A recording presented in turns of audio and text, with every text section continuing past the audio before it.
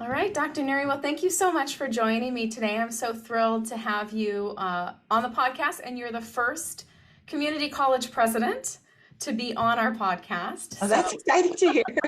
you are a trendsetter, I hope. So I just wanted to start off by asking you about your background. Tell me a little bit about yourself. Well, some people have heard my story, but it's a really, in terms of the success that I'm having, my story wouldn't have dictated that. So I was born to a 13-year-old teenage parents.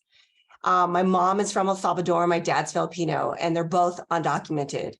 And in fact, my family was so poor in El Salvador that one of the reasons she came undocumented to the United States was to have a better life for herself. She ended up getting pregnant and deported. And so my grandmother and my great aunt put whatever resources they had and sent her back to cross the border so I could be born in the county hospital of Los Angeles. And nobody in my family had a high school education, let alone a college education. And I grew up speaking Spanish. And I knew a little bit of Tagalog, but my primary language was Spanish. And then what my mom did understand is that education would get us out of poverty, give our family some hope.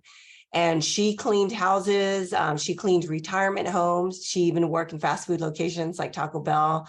My dad was a printer when he found work. And at the end of the day, they put me through educational systems that would give me opportunity and resources, including sending me to private schools where I learned how to get scholarship after scholarship. And similar to high school, got to Notre Dame, got a full scholarship, and then was the first in my family to graduate high school. Then the first in my family to get a college education. I struggled a little bit, but my first degree was at a community college, Los Angeles Pierce College, where I got my first degree as an associate. Like many of our students, transferred to a Cal State University where I got my bachelor's and master's, and then eventually my doctorate at UC Riverside. And along that pathway, I had a lot of mentors that aligned me to the work that in education that I love, which is what kind of prompted me into these different educational roles, ultimately to the president of Santa Ana College. Wow, what an amazing story. I feel like there could be a full movie following your mom's life into where you are Good. now. She was just 13 Yeah, when she was she just came. 13. Wow. And see, I like doing the quicker version of the story because if I do more details, I mean, it was a really hard time. So my eyes swell up, my family, my mom, but we're here now, and we probably could do several movies and several books. What an amazing story. Well, it makes me reflect on my own 14-year-old who I can't even get him to like pick his clothes up off the floor, you know? Let alone what an amazing journey, and to recognize that education can change everything and then to instill that in you. She sounds like a fantastic woman. She is absolutely, but she's feisty. So I have to warn you, if you ever meet my mother, she comes with a warning label. And those are what's that saying? Boring women never make history. So what made you, clearly you have passion for education, but what made you become a college president? Why was that on your radar and how did you get there? So I think earlier in my career, if I just got a full-time job with benefits, I think to me that was a huge win, and if I just completed my educational pathway. But I had mentors who said that not only do I have the ability to lead people and change their minds, but I have the ability to change organizations, and that I have to pursue graduate studies, which is how I got into grad school and my master's program, my doctoral program. In fact, I tell the story that they blackmailed me because I think when I was a full-time coordinator at Cal State University, Los Angeles, I was really happy with my job, but to me, $35,000 a year with benefits was a win. But my mentors wouldn't let me stop. And they basically said, we're not going to renew your work contract unless you apply to graduate studies and go to doctoral programs, which I never imagined that I could do or would do or didn't even understand. But when I got there, and eventually I went from changing departments to significant parts of an organization, and recognizing that instead of changing one life at a time, when I change these organizations and redirect them to what we're supposed to do, which is about students and the local communities, that I'm literally changing dozens of lives to hundreds of lives, now to thousands of lives. And by changing their lives, like my life, it didn't just change my life, it changed the trajectory of my family's lives and changed the access to resources of my kids and my family exponentially. And once I realized that, I ended up studying sociology, and I'm more of a macro theorist. So part of why I wanted to become a college president is because I realized these key decisions that we make, it's one thing to make them. It's another thing to get them to people and departments, areas, faculty, staff, and leadership to follow us. But then when we do, we change lives. We change communities. We change the trajectory of their future for generations to come. And that's why it's not always the easiest work, and you work in the background. And sometimes, people don't always see the tough decisions you make or why you have to make them. But our job is to get all that information and ultimately change the lives of our students, and then convince people that college is for you. Higher education is for you. We have our doors open to everyone, whether it's your first, second chance, or your 10th or 20th chance. We're here for you. I love that philosophy of being able to make systemic change on a larger scale and the impact that you can make, because you don't always think of a college president that way. You set the tone, you're clearly the leader of the college, but you're like, how much change can a president actually do? But you can do a lot, because if you're the one steering the ship, you're the one setting the priorities for the campus and saying, this is what's important, and these are the things we have to address. Absolutely. And I know you've done some really great work, I believe at College of the Desert. Is that where you were before? And you did some great work to help students from all different types of backgrounds achieve. Can you talk a little bit about some of the projects that you spearheaded and the leadership you provided? Yes. So I was at College of the Desert for 14 years, and it was unfortunate. But when I first arrived, there was a very negative culture. In fact, the community labeled it College of the Desperate or College of the Dysfunctional, which, by the way, is the saddest thing for community college that has 100% acceptance rate. So by starting to change the culture and refocus on students in the communities, we replicated and scaled some of the best practices. So much so, it got statewide recognition, it got national recognition. In fact, many of the programs were centered around a completion agenda. And at College of the Desert, it was the Edge and Pledge program, where the college committed to give people an edge into higher education and a pledge to help them complete. And it increased transfer, degree, certificate completion, and closed equity gaps. And because that work was recognized, it got 2 Chancellor's Office Student Success Awards. It got the National Bellwether Award. It got 2 awards in the Association for Community Colleges, which is a national association. And in fact, the recognition of those programs got so much attention from philanthropy that Mackenzie Scott herself donated $18 million along with Bighorn and some other big donors, so that the program had endowed resources to continue changing lives. Wow, that's fantastic. What an unfortunate name. I have to tell you, I have another college that I worked with that has been nicknamed Tumbleweed Tech. I'm like, who comes up with these terrible nicknames? They're terrible. And especially because this is, access to higher education is, an equitizing force. Mm-hmm. And how do you think that we can change those stereotypes of community colleges? What's the best way to address that? So it's reintroducing the community back in community college. So people always interchange a junior college and a community college. The junior college was really the stepping stone for transfer, right? The primary function of a junior college is transfer.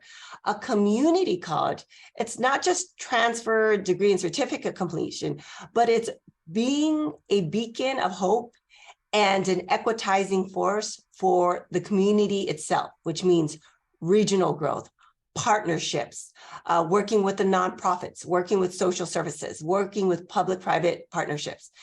And I think the way to change those names or turn around those negative terms or negative labeling of a 2-year system is when they see the change, not in just their communities, but to their children's lives, to their families' lives, to their friends' lives. And in turn, the college contributes back to the community, or the completers contribute and give back to the community. Then the community begins to embrace the role of the community college and turns around the reputation in such a way that instead of being the last choice, it becomes the first choice. Right. I think a big part of a community college successfully doing that is being able to tell their story well. Yes. And I think that's been, our podcast really caters toward marketing directors, public information officers, leaders interested in communication. So I'd love to hear your advice on how do you tell your story? How do you do it consistently and effectively with limited resources? Because I think that's what everybody's up against is we have so many great things we want the community to know, but we don't have any money and we don't have any time. So actually, this is a good segue. Like you said, most 2 years are saying, I don't have money, I don't have time, and most of them are in enrollment decline. But at Santa Ana College, we had double-digit growth, spring 2022, double-digit growth, summer 2022, double-digit growth, fall 2022, spring intercession for 2023, under 30% growth. And we're already in double-digit growth. And a lot of what we did was targeted marketing and telling our stories. So a lot of times what we do in the community college is a catch-all, but that's not how you engage an audience, right? You're right, it's about storytelling. It's about kind of tugging at the heart. So I'll give you a few examples of what we did. One is, first of all, we have a great price tag for the education we offer, and a couple thousands compared to 20, 30, or 40,000. So we did what the for-profits did. We told two really distinct stories of two of our students who are juggling family, work, maybe the first to go to college, and captured their story in a 30-second segment. And wherever those for-profits were, we shot those commercials over and over again. And instantly, our enrollment started going up. And we had more hits on those commercials in terms of redirecting to our website, redirecting to certain programs, than we had from a bus ad or from a digital ad. Another example of telling our story is we make the advertising unique to the audience. So again, we have a nationally recognized Pathway to Law program, a nationally recognized and certified paralegal program. So why would we advertise that widely? We went to law firms and saw where they advertise and where they wanted to diversify and push those images there and push that story there and those pathways. In that case, in evening college, similar to our bachelor studies program, but marketing, and we treat marketing like a science, which is the failure, I think, of many educational institutions. We look at how many hits, where they land.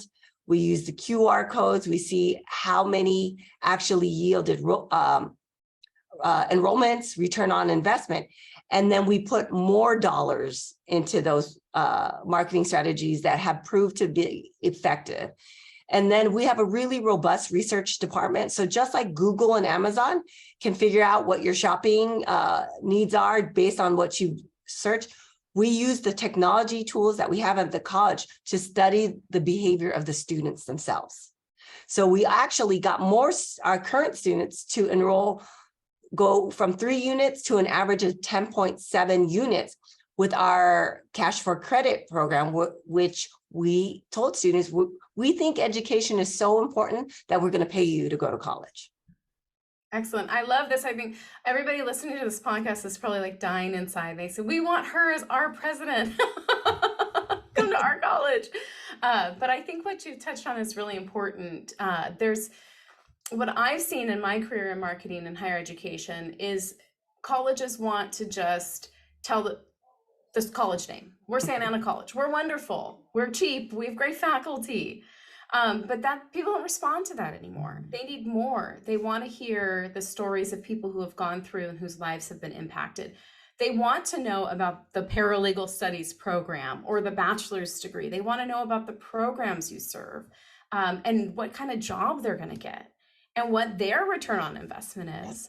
That's So right. it's really smart to make that shift, and it takes a little bit more time and more thought and more resources, but it has such a big impact. And then the whole community sees all the great things that you're Mhm. doing. And we don't capitalize on TV, media, and radio the way some private industry do. And a good example is we'll probably be at least one of the first in the California community college system. So I don't mind being the first community college president on your podcast. We love being the first. We love being innovative. But in April, I will have TV crews all over the campus because we're going to have a 30-minute segment on the upcoming season of the college tour. And part of the focus of that 30 minutes is 10 different students telling their story, why they came to Santa Ana College, what their major is, what Santa Ana College has done for them, what does it mean to their personal lives and their family lives, to tell their stories of real outcomes and real change. I think you need to go back to Pierce College and be in a video like that. I probably should. I probably should. Definitely. Well, it's great to have that leadership understand the power of marketing and understand how to make it actually work. Mhm. So I think that's fantastic. And you have a good marketing department and a team on your campus. And as a college president, what are some traits that you look for in that team? Like what makes them successful? So I think, so one of my, or my reputations and my skill set is my ability to build really strong teams that work together, that function, that yield outcomes. And what I mean by that is two things. Sometimes leaders are afraid of, the superstars. I love superstars. If I have 5 people who are smarter than me, have a skill set, that is what we're hiring them for. And the other thing is, I think we should avoid what I call the mini-me's, right?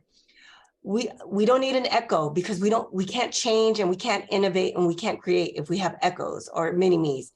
So when I build a team and what I look for in the market is a diversity of the skill set and the experience of breadth and depth, right? And disagreement is healthy as long as it's all put on the table, because typically the team will come with a better solution or recommendation than any single person in that room. So kind of the strategies is breadth and depth, but what I do look at for members of the entire team is the ability to innovate, the ability to be creative, and to provide solutions where nobody thought there was a solution. And I like to function in the gray a little bit because I think that pushes the envelope, and our students deserve it. Our students deserve, we were hired for our ability to create access and to help them complete. So how do we create the spaces to be ready for the students and the new generation? And I want something different, right? I don't want just the billboards and the bus ads. And I want to know what's the new social media. So I look for that. What is the new tool? Who are the influencers? And what can we do to get them in the room and get our students to come and complete? Great. So you're looking for someone with knowledge, with experience, but also someone who's willing to take some risks Yes. and maybe even push back against you. Yes. Right. I've had that. So that's a skill I had to learn, right? The ability to pivot. Because maybe I've always done it this way and it maybe worked, but the culture is different, the context is different. So let's try it this way. But what I've learned to do with teams, if you ask people to innovate, you can't kill the idea automatically. You have to say, okay, what worked? What didn't work? What are we going to change? How do we improve upon this? As a leader, how do you balance giving your team enough space to do their job and not meddle or get involved? I know you have a million things probably going on, so you can't be involved in everything. Is it difficult to back away and trust? How do you manage that? So I think that was a skill I learned over the years, my ability to delegate and stand back and trust. So I rarely get into operations, right? That's what I hired you for. I hired you for operations, for your team and so forth. So by surrounding myself with superstars, I can trust that what they're doing and what they're bringing forward will be kind of the best recommendation. And even when they're hesitant, they'll give me 3 options. I go, what do you recommend and why? And then give them the freedom to say it didn't work, and let's figure out what didn't work, and how do we pivot? What resources do you need? But I've gotten pretty good at staying out of operations. However, when, as you know, being at a college, some things just happen, and then I have to dive in and start addressing it and holding people accountable, or addressing the situation. But I'm pretty good at letting the superstars do what they were hired to do and build their own teams. And then my role is to get them the resources or be the voice that advocates for the space, the money, the people they need to make it happen.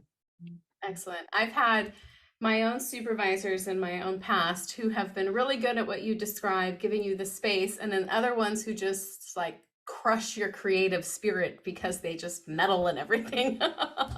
I've been in both as well. And that experience is really valuable. One thing I think I hear from a lot of marketing directors on college campuses is that there's such a culture of collaboration, and everybody is a consumer of marketing. We all consume media, we look at advertisements, so people all feel that they're the expert, and they want to collaborate and they want to have a voice, and sometimes that can slow down the progress or make overcomplicate what the message or what the tactic is supposed to be. How do you balance that spirit of collaboration and collegiality with actually having to get stuff done? Is there any advice that you could give to marketing directors who might struggle with that? So that's a skill set, and not, I must admit, not all leaders that I've seen in higher education have it. So we have a legally required shared governance or collegial consultation. But I found if the structures are in place and people know where they can voice support or dissent, and we record it, that it will move faster, right? And with the reminder that at the end, it's a recommendation, and in most cases, to the president, and I have to make the decision. And what I do with those cases, I try to differentiate, like, what's the role of faculty, what's the role of classified staff. And when it comes to marketing, I leave marketing as an enrollment management strategy so that the marketing and public information office department has the ability to be agile and move quickly, right? And then feedback can come in, okay, after they see the data. Because before we criticize what's about to go out or not go out, we have to see if it's effective. And then we can share the data and then go through those traditional channels of planning or committees in a timely way so they can feel like their voice is heard and record that for, even if they don't agree. I have a philosophy, and sometimes some leaders are surprised by it, but my philosophy is dissent is healthy, but we have to give people the forum for dissent and record it, not, quietly over here, so that all those ideas can be shared, because many of the times they're advocating for their constituents or their students. But with marketing, my marketing department is certainly a lot more agile than it was at other educational institutions. And partially because that is what they were hired for, and they're the experts. And the way we see the results is in the data when they do the presentation to see what yielded the most enrollments or return on investment. So it sounds like you give people the chance to have their opinion. You record their opinion. Yeah. So you acknowledge that you've listened. It's been recorded. It's been thought about. And then sometimes you allow things to happen. And you take that risk, and you're a risk taker. You take the risk, and then you look at the data. Did it work? Did it not work? And then reflect on it then. Yeah, because if you don't try, you'll never know. You'll never know. Exactly. You have to try. And then again, killing, you can't kill innovation or creativity. Our students deserve all of us our experience, our combined expertise, our disciplines, to find them the solutions that make it easier for them to complete whatever their educational or career goals are. One thing I wanted to ask you about that's popular across California, but I think it's really taken off at Santa Ana College is your dual enrollment programs. I think you have a really strong dual enrollment program. And I hear out there all sorts of different philosophies like, oh, you're giving things away for free. And these, like I don't even know what the saying was. I heard somebody say once, like you're stealing your own feed, or some weird farmer saying about like taking the seed from your crop before it's grown, as a negative thing. But what is dual enrollment? Why is it important to the college? And how is it helping you with enrollment? So just to give you an indication of how much we've grown, we went from 500 enrollments to over 5,000 enrollments. Wow. Yeah. Wow. Okay. So, and we've done it in such a short period of time. And the reason dual enrollment is, so people don't realize the minute we have a dual enrollment student, which could be a high school student taking a course during their high school day, a college credit course, or could be a high school student taking a course with college students outside of their high school day. But my point is, we get paid at a higher rate for serving those students. So those are ongoing growth dollars that can come back to the college and that pay at the highest rate. But more importantly than that is when students enroll in dual enrollment classes, especially first generation or students from underrepresented groups, they increase exponentially their chances of going to higher education because they're already taking college courses, but completing higher education. And a lot of the new laws around dual enrollment has made the process, the application process, much easier because it's intended to target those students who were not otherwise identified as college bound. So it's not necessarily for the AP students, as many think. It's not necessarily for someone who was whose family has been traditionally going to college for decades. It's intended for those students who were not otherwise identified as college bound or are from underrepresented groups. And the data has shown that dual enrollment will increase their chances 30, 40, or 100% chance of completing a certificate degree or transfer and completing a bachelor's degree. And that's the most important work because it's an equitizing force for those groups who were not otherwise on a college trajectory. That's right. I was just reflecting. I said to my husband a couple nights ago that our 14-year-old, who's a slob, I love him to death, but he's going to go to Maricosta College and take a class next summer, right, when he's a sophomore going into juniors. He can go take college classes. And what you just said just solidified it, because what an amazing thing to know that not only is it more likely that he'd go to college, but more likely he'd complete. Mm-hmm. And as a parent, that is a fantastic thing to give to your child, is this experience where you're set up for success. That's exactly right. Yeah, fantastic. Give them a chance to explore, right? Without no cost to tuition, no cost to books. And we want them to explore so that they land in a career that they love. And you must have really great relationships then with your local school districts.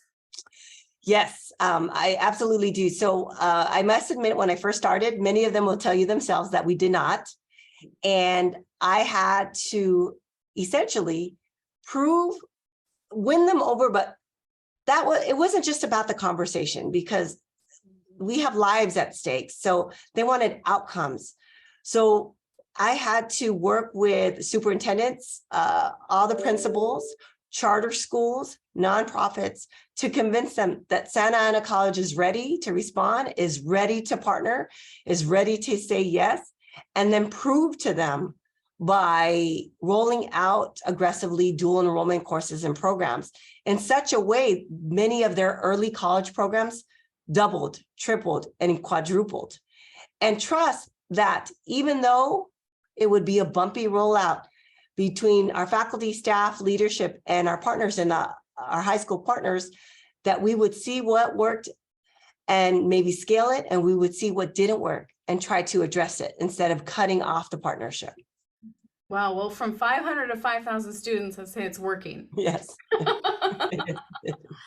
Well, as we wrap up our conversation, I also want to acknowledge that we're recording this on March 8th, which is International Women's Day.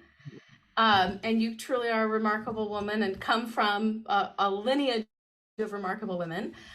So even though we do have men listening to this podcast too, I'd just love to hear any advice you might have for women out there who aspire to become leaders. What can they do to get the skills they need to position themselves for success? You know, there's a few things. I think first, as women, most of the time in my career, I was either the only woman in the room, the only person of color in the room, and certainly the only woman of color in the room.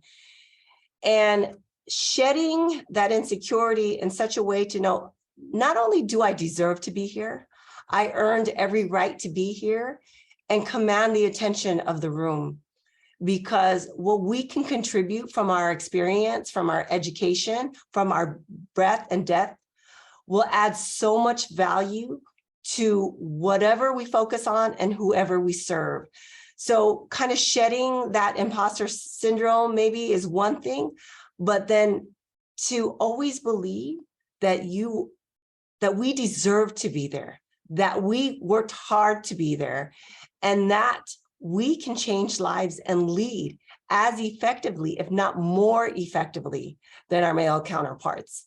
And in terms of our resilience, our grit, and our hope, combining all our strengths and changing the organizations, changing the culture, or changing the world to make it better, to make it what we believe it should be, is, I think, core to our strength as well. Oh, fantastic advice and a beautiful philosophy. And I just want to thank you so much for being the first college president on the podcast, taking the time out of your busy day to come and talk to me. I think this has been a great conversation, and I really have enjoyed getting to know you a little bit better. And I can't wait to see what's next for Santa Ana College. It's going to be big, and it's going to be nationwide, I must warn you, and pretty soon international. But in the meantime, Cheryl, thank you so much. I appreciate the opportunity, like I said, to certainly brag about the college and the great work we're doing and recognize our faculty, staff, and leadership. And I really appreciate being the first, and I hope you have more community college presidents to come.